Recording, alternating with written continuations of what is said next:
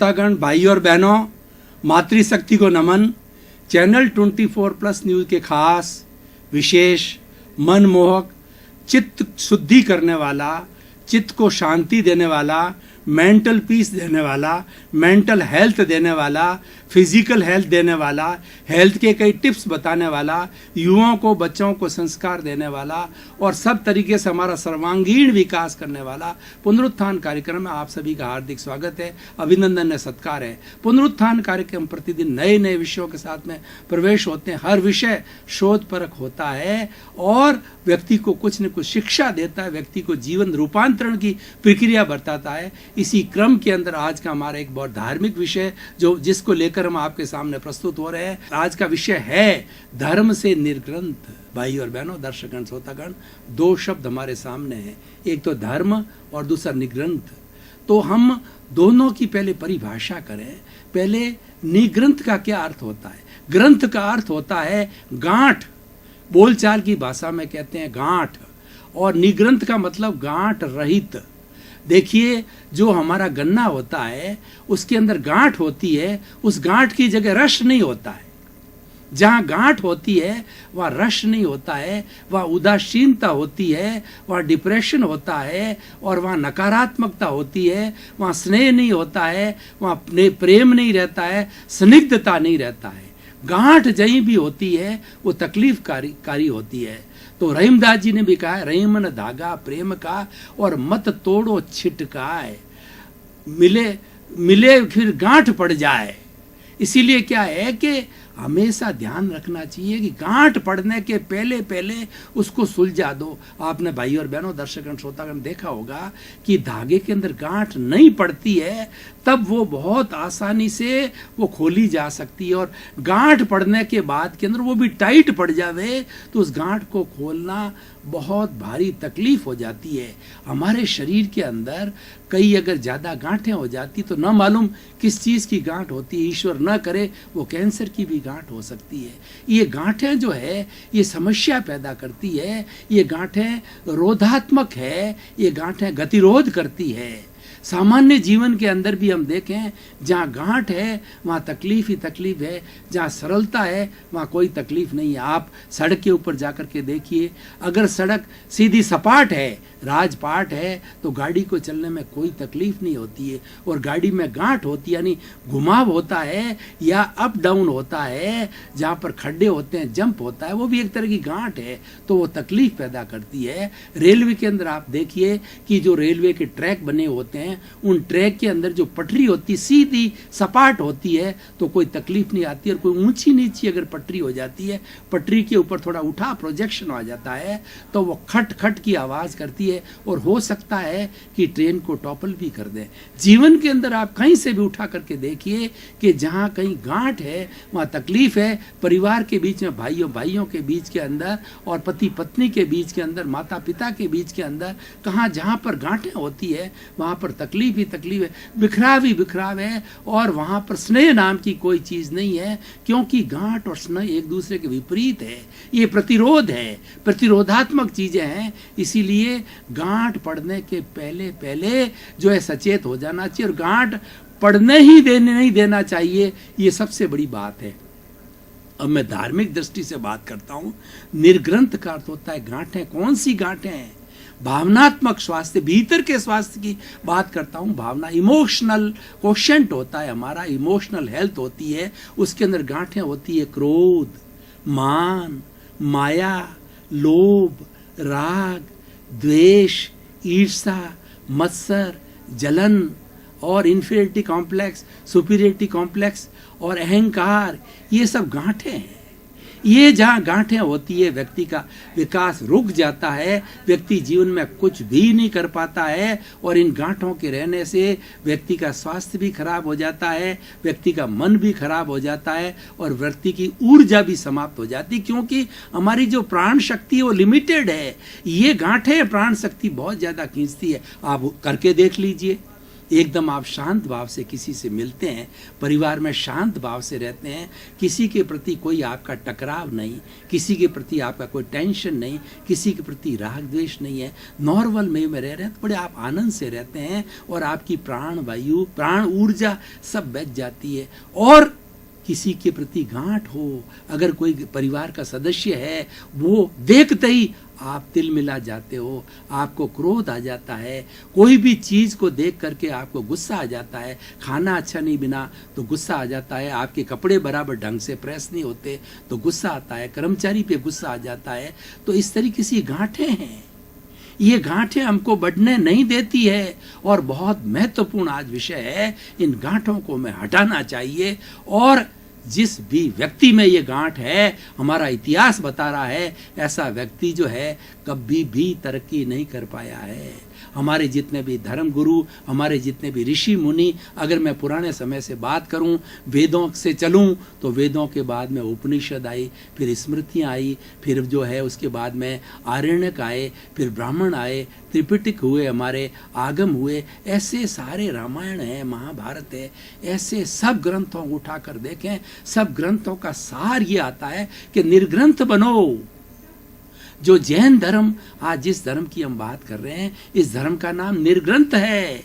गांठ रहित है। जैन तो बहुत बाद में नाम पड़ा, इसका प्रारंभ में था अरहत धर्म, निर्ग्रंथ धर्म, दोनों का अर्थ यही है, क्रोध मान माया की गांठें घुल जानी चाहिए, रहनी नहीं चाहिए। और जिसमें ये गांठ है वह व्यक्ति कभी भी अपने सिद्धता को, सिद्ध बुद्ध मुक्त नहीं हो सकता। भाइयों और बहनों, दर्शकगण, श्रोतागण, मैंने बातें तो बहुत कर ली कि गांठ नहीं होनी चाहिए, लेकिन अब आप मुझे प्रश्न करेंगे कि आप बताइए कि वक्ता महोदय कि इन गांठों का शमन कैसे करें, ऐसा कौन सा माध्यम है जिससे गांठ का शमन होता है। तो भाइयों और बहनों, दर्शकगण, श्रोतागण, मैं एक शब्द में कहता हूं कि धर्म एक ऐसा माध्यम है, धर्म एक ऐसी संजीवनी है, धर्म एक ऐसा रामबाण दवा है कि जिसके करने से सब गांठें घुल जाती है। जितने जितने महापुरुष होते दुनिया में, धार्मिक संत हुए, उन्होंने धर्म का सहारा लिया और इन गांठों को बनने ही नहीं दिया, गांठ पड़ने ही नहीं दी, गांठ के पहले पहले उस गांठ का निवारण कर दिया। भाई और बहनों, दर्शकगण, श्रोतागण, धर्म के लिए कहा गया है कि धम्मो मंगल मुक्की टंग, अहिंसा संयमो तवो। इस दुनिया में जितना कल्याणकारी चीजें हैं, उसमें सर्वोच्च कल्याणकारी चीज है धर्म। और धर्म कौन सा? अहिंसा प्रधान धर्म। अहिंसा सब भूय खेमंकरी। अहिंसा प्राणी मात्र का कल्याण करने वाली है। अहिंसा एक माँ है। अहिंसा की कोख से सारे धार्मिक ग्रंथ है उसकी कोख से पैदा हुए हैं। अगर धर्म में से अहिंसा को निकाल दिया जाए तो धर्म शून्य हो जाएगा, जड़वत हो जाएगा। इसीलिए अहिंसा प्रधान धर्म। अहिंसा संयमो तपो, संयम कितना सुंदर शब्द हमारी भारतीय संस्कृति में है। किसी भी संस्कृति के अंदर संयम शब्द नहीं मिलता है। संयम का मतलब होता है रिनंशिएशन, यानी अपने आप पे अंकुश करो। खाने का अंकुश, पीने का अंकुश, सोने का अंकुश, बातचीत करने का अंकुश, हर चीज की लिमिट करो, हर चीज की मर्यादा बनाओ, हर चीज का अनुशासन करो। जब आप अनुशासन में रहते हैं, आप एक अच्छे इंसान बन जाते हैं, आप भगवान का रूप हो जाते हैं। जो व्यक्ति संयम करता है वो व्यक्ति पूजनीय होता है, अनुकरणीय होता है, वंदनीय होता है। क्योंकि संयम करने वाला व्यक्ति जो है, अहिंसा सब भूय खेमंकरी के साथ साथ में एक बात और कही गई है कि सर्वभूतेषु संयम अहिंसा। मतलब यह है कि जो सब भूतों के साथ में संयम करता है, हरेक के प्रति सम्मान की भावना रखती है और हरेक का अस्तित्व स्वीकार करता है। 84 लाख जीवा योनि के जो उत्पत्ति स्थान है, उसमें से असंख्य जीव, असंख्य प्राणी हैं। उन सब प्राणियों का अस्तित्व स्वीकार करने वाला संयमी कहलाता है। वह हर प्राणी को आत्मवत समझता है। वो ये समझता है कि जैसी मेरी आत्मा है वैसी दूसरे की आत्मा है। मैं आपको इस उदाहरण के द्वारा इसको एकदम से स्पष्ट कर देना चाहता हूं कि कबीरदास जी बड़े भक्ति मार्गी हुए हैं 14वीं सदी के अंदर। और वो क्या है, बकरी रखा करते थे, तो बकरी जो है घास फूस खाया करती है। तो उन्होंने अपने बेटे कमाल को कहा कि बेटे जाकर के जंगल में से कुछ इसकी बकरी के लिए घास फूस लेकर के आ जाओ। तो वो कैंची लेकर के गया कमाल, और कैंची ले जाकर के दूब खड़ी थी, दूब को काटने लगा। दूब बकरी आसानी से खा जाती है, बड़ी प्रसन्न होती है, इसका बड़ा अच्छा भोजन होती है। तो जो ही उन्होंने कैंची देखा तो एक सर सर सर की आवाज, एक लाइट सी, क्योंकि जो कमाल था वो पहुंचा हुआ संत था, वह संयमी पुरुष था। उसने देखा कि ये जो करंट चल रहा है वो करंट कुछ नहीं है, वो करंट मैं ही हूं। मतलब उसने भीतर उसके अस्तित्व को देखा, भीतर जो है उसके अंदर भी प्राण को देखा, उसमें भी आत्मा को देखा, उसमें जीवत्व को देखा, उसमें चेतना को देखा। तो वो देखने से वो नहीं काट सका। उसने कहा किसको काटूं, दूब को काटूं यानी मेरा हाथ काटूं, एक ही बात है, उससे अच्छा मैं मेरा हाथ काट करके और ले जाऊं। तो उसने कहा ये संभव नहीं है। सोचता रहा, शाम पड़ गई, बिना दूब काटे हुए घर आया। तो जो है वो उस वक्त के अंदर जो उनको ये पूछा गया, हमारे कबीरदास जी ने पूछा कि भाई बेटे कमाल, तुम जो है घास फूस ले आए। उसने कहा पिताजी, मैं जब काटने लगा तो मुझे उसमें चेतना दिखाई दी, मुझे उसमें करंट दिखाई दिया, मुझे उसमें अपनत्व दिखाई दिया, आत्मतुला का भाव दिखाई दिया, किसको काटूं।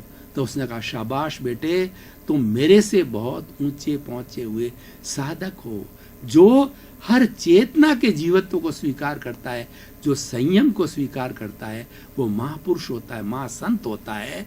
तो तुम एक महान संत बनोगे आके जाके।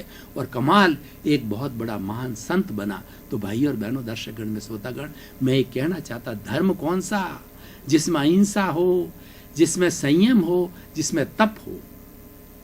तप हमारा शोधन करता है। तप जो है कई तरह का हो सकता है। नैतिकता एक तप है, ईमानदारी एक तप है, समय की पाबंदी एक तप है, दूसरों को कष्ट न देना सबसे बड़ा तप है। प्राप्त मन वचन का ऐसे जगत के किसी भी जीव को किंचित मात्र भी दुख ना हो, दुख ना हो, दुख ना हो, ये सबसे बड़ी तपस्या है। कहने को ये बहुत छोटी लगती है, लेकिन ये सबसे बड़ी तपस्या है। तब से हमारा भीतर का शोधन होता है, हमारी भीतर की अशुद्धि जो है जल कर के कुंदन होती है। जिस प्रकार लोहे को, जिस प्रकार की सोने को जो है लौ के अंदर सुनार लोग जलाते हैं, तो जल करके वो 24 कैरेट का सोना होता है, अशुद्धि जल करके अलग हो जाती है। उस तरीके से तप के द्वारा हमारे अशुद्धियों का शोधन होता है, हमारे पापों का शोधन होता है, हमारे दोषों का शोधन होता है, हमारी गलतियों का शोधन होता है, जो हमने भव भवांतर में की है, सबका शोधन होकर के हम कुंदन बन जाते हैं। और कुंदन बन जाते हैं तब हमारा सिद्ध बुद्ध मुक्त यानी सिद्धि को तैयार हो जाती है हमारी आत्मा। वही काम हमें करना है कि हमें सिद्ध बुद्ध मुक्त होना हमारा लक्ष्य है। हमारी भारतीय संस्कृति का सबसे ऊपरी लक्ष्य सिद्धत्व को प्राप्त करना है। वो धर्म के द्वारा प्राप्त किया जा सकता है, और निर्ग्रंथ बनने के लिए वो धर्म के द्वारा साधन सहारा लेना पड़ता है। धर्म एक अच्छाइयों का पुंज है, धर्म एक गुणों का पुंज है, धर्म एक चरित्रशील जो है वो गुणों का पुंज है। धर्म एक ऐसा विषय है जिसके अंदर कोई भी तरह की बुराई नहीं है। मैं उस सांप्रदायिक धर्म की बात नहीं कर रहा हूँगा, आप देखेंगे बार बार ये धर्म की बात कर रहा है। तो मैं विवेकानंद के उस उदाहरण के तौर पे बात से करना चाहता हूँ कि जो हमारा हम जो बनाना यानी जो हम केला खाते हैं, उस केले के ऊपर जो गुदा, अंदर गुदा होता है, ऊपर छिलका होता है, बिना छिलके के गुदा सुरक्षित नहीं रहता है, पैदा भी नहीं होता है। तो जो हमारा छिलका भी जरूरी है गुदे को सुरक्षित रखने के लिए। तो जो गुदा है वो धर्म है, और जो छिलका है वो संप्रदाय है। और कई आजकल भ्रांति क्या हो रही, संप्रदाय को धर्म मान दिया, इसलिए झगड़े होते हैं, खून खराबा होता है, मन मुटाव होता है, और वो टूल बनाते हैं। हमारे जो राजनीतिज्ञ लोग हैं संप्रदाय को लेकर के टूल बना करके सांप्रदायिक दंगे कराते हैं। संप्रदाय से होते हैं दंगे, धर्म में दंगे नाम की कोई चीज नहीं। चाहे कुरान हो, चाहे बाइबिल हो, चाहे त्रिपिटक हो, चाहे आगम हो, चाहे रामायण हो, चाहे गीता हो, चाहे उपनिषद हो, चाहे अपने वेद हो, हो, चाहे त्रिपिटक हो, और चाहे जो आरण्यक हो, चाहे ब्राह्मण हो, कोई भी धर्म ग्रंथ को उठा के देख लीजिए, उसके अंदर अशांति नाम की चीज नहीं है, उसके अंदर पाप नाम की चीज नहीं है, उसमें पाप का निवारण है, शुद्धिकरण की प्रक्रिया। तो भाई और बहनों, दर्शकगण, श्रोतागण, मैं ये कहना चाहता हूं कि धर्म एक ऐसा सटीक माध्यम है, धर्म एक जो है वो 100 बीमार एक अनार, ऐसा ये कहावत है कि अगर 100 बीमार होते हैं, सबको अनार का जूस पिलाया जाता है तो सभी तरह की बीमारी हट जाती है। इसीलिए धर्म की धम्मम शरणम गच्छामि, अगर हम धर्म की शरण में जाते हैं तो कभी दुखी नहीं हो सकते, क्योंकि धर्म का काम है सुख देना, धर्म का काम है शांति देना, धर्म का काम है अहिंसा, धर्म का काम है व्यक्ति को जोड़ना, धर्म का काम है प्रेम, धर्म का काम है सौहार्द, धर्म का काम है मैत्री, प्रमोद, करुणा, मध्यस्थाश्च। ये सब धर्म के गुण हैं, ये धर्म के अवयव हैं और ये धर्म से प्राप्त होते हैं। तो भाई और बहनों, दर्शकगण, श्रोतागण, अब जैसी हमारी परंपरा है या जैसी हमारा जो निरंतर जो चलता है, उसके अनुसार हम हर विषय को जो कसौटी पर कसते हैं कि ये विषय जो है कि धर्म से निर्ग्रंथ जो है आज मनुष्य को क्या देगा, समाज को क्या देगा, विश्व को क्या देगा। तो मैं कहना चाहता हूं कि एक पूरा समसामयिक विषय है, ये कॉन्टेम्परेरी विषय है, ये मोस्ट रिलीवेंट है और मोस्ट प्रासंगिक है। अगर सभी व्यक्ति अपने जीवन में गांठ डालना छोड़ दे, गांठ पड़ने के पहले पहले जो है उसका शुद्धिकरण कर ले, गांठ पड़ने ही न दे, तो आप मानिए कि कभी भी मन मुटाव नहीं हो सकता, हमारा कभी भी किसी से लड़ाई झगड़ा। और आज की जितनी बर्निंग इश्यूज हैं, चाहे आतंकवाद हो, चाहे असंवेदनशीलता हो, चाहे रेप की बात हो, चाहे करप्शन की बात हो, चाहे हिंसा की बात हो, ये सब कहाँ से आती है कि हमारे भीतर गांठें पड़ी है। ये गांठें करवाती है, गांठें व्यक्ति को अपराधी बनाती है, गांठें व्यक्ति को लोभी बनाती है, गांठें व्यक्ति को इगोस्टिक बनाती है। और जिसके अंदर गांठ नहीं होती, बहुत सरल व्यक्ति होता है, वो हर जगह एडजस्ट हो जाता है और वो व्यक्तियों को जोड़ता है, एक अच्छे समाज का निर्माण करता है, प्रेम की गंगा बहाता है, धर्म की गंगा बहाता है, आनंद की गंगा बहाता है। उसके अंदर जो कोई भी स्नान करता है उसको आनंद आता है, क्योंकि उसमें गांठ नहीं है। इसलिए भाई और बहनों, दर्शकगण, श्रोतागण, सब बीमारियां इन गांठों के कारण हो रही है, इन ग्रंथियों के कारण हो रही है। तो इस ग्रंथि को तोड़ना चाहिए, ग्रंथि को बनने नहीं देना चाहिए। अगर बन गई है तो धर्म रूपी रसायन का काम कर लेना चाहिए, धर्म रूपी संजीवनी का हमें उपयोग करना चाहिए और धीरे धीरे इस गांठ को घुलाना चाहिए। जब रेशम की गांठ होती है तो उसको खोलना बहुत मुश्किल होता है, पानी में डाल करके धीरे धीरे घुलाते हैं, घुलाने से वो शिथिल पड़ती है और शिथिल पड़ने से वो खुलती है। सबसे बड़ी रेशम की गांठ होती है और सूत की गांठ तो फिर भी खुल जाती थोड़ा अभ्यास करके। इसलिए भाई और बहनों, ऐसी गांठें मत पड़ने दो, और ऐसी गांठें पड़ती है वहाँ पर परिवार बर्बाद हो जाता है, समाज बर्बाद हो जाता है, देश बर्बाद होता है। और अगर सारे विश्व के अंदर ये जो शस्त्रों की होड़ की गांठ को खत्म नहीं किया तो वो युग दूर नहीं है कि 7 अरब की जनसंख्या को भस्म होने में केवल 7 मिनट लगेंगे। इतना जखीरा खड़ा हो गया है। इसीलिए हमें यूएनओ के अंदर जो हमारा 2 अक्टूबर को अंतर्राष्ट्रीय अहिंसा दिवस मनाया जाता है और 21 जून को अंतर्राष्ट्रीय योग दिवस मनाया जाता है, ऐसे हमारी इंडियन फिलॉसफी से ऐसी अच्छी मैत्री, प्रमोद, करुणा, मध्यस्थता, दया, ऐसी चीजें और लेकर के और विश्व के सामने रखनी चाहिए, जो निःशस्त्रीकरण की बात रखनी चाहिए। हमें विश्व को ये बताना है कि हमने जो जन्म लिया है, हमारा कुछ उद्देश्य है। ये विश्व भस्म होने के लिए नहीं है, ये विश्व कुछ प्रोग्रेसिव कार्य करने के लिए, ये परोपकार करने के लिए, कुछ एक डेवलपमेंट करने के लिए, एक अच्छा पर्यावरण बनाने के लिए, अच्छा कॉस्मोस बनाने के लिए विश्व हुआ है। जब हिरोशिमा नागासाकी को प्रथम विश्व युद्ध के अंदर बम पड़े तो वो पूर्ण रूप से समाप्त हो गया। वो तो उन लोगों का मनोबल था कि उन्होंने जापान वगैरह फिर से खड़े हो गए, लेकिन ऐसा मनोबल हर एक का होना बहुत मुश्किल है। खत्म यानी खत्म, भस्म यानी भस्म। तो भाई और बहनों, दर्शकगण, श्रोतागण, बहुत विषय जो है हमारा वैश्विक विषय है। ये सारी देखिए, युद्ध जो है सबसे पहले दिमाग में आता है। कौन से दिमाग में आता है?